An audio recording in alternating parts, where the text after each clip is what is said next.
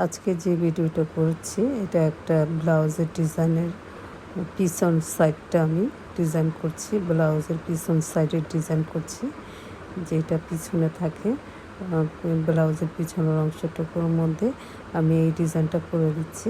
প্রথমে আমি ড্রয়িংটা করে নিয়েছি, এখন আমি কালার করছি।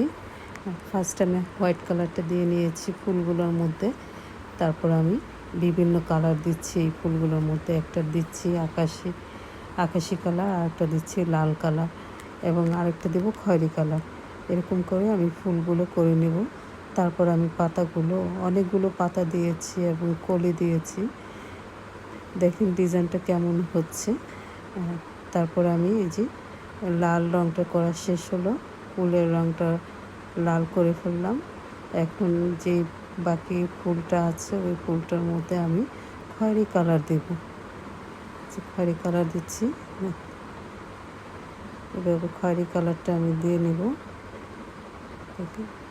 খয়েরি কালারটা বানাচ্ছি, আলাদাভাবে বানিয়ে নিচ্ছি।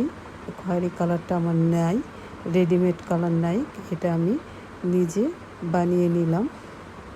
এই কালারটা বানানো হয়েছে, আমি বানিয়েছি।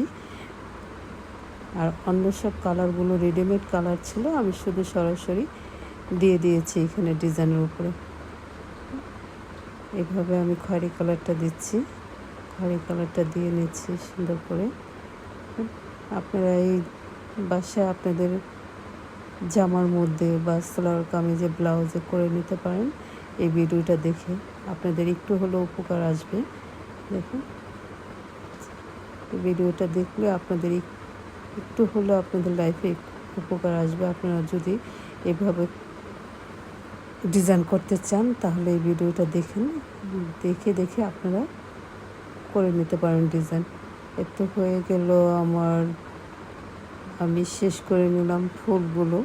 তারপরে পাতাগুলো তো একই কালার হয়, পাতার কোনো চেঞ্জ হয় না। আমি কালো বা খয়েরি কালার দিয়ে পরে পাতার মাঝখানে যে শিকড়গুলো হয় ওগুলো দিয়ে দেবো। এই যে পাতা তো আমরা জানি সবুজ কালার সবাই, আমি ডাইরেক্ট সবুজ কালারটাই দিয়ে দিচ্ছি এখানে।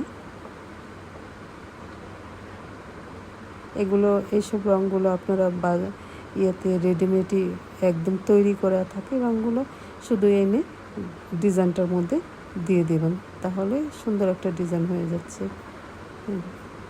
এখানে এগুলো রেডিমেড করাই থাকে, ও তা দোকানদাররা মেডিসিন মিশানো থাকে, মেডিসিন দিয়ে দেয়, আপনি শুধু এনে কাজ করবেন। এখন এই যে হয়ে গেল, পাতার কালারটা করা শেষ হয়েছে। এখন আমি বর্ডার দিয়ে দিচ্ছি, এইভাবে বর্ডার দিয়ে দিচ্ছি। তো আমার মোটামুটি ডিজাইনটা শেষের দিকে, এখন বর্ডার দিয়ে দিব। একটু টেনে দিচ্ছি, একটু এভাবে টেনে দিচ্ছি।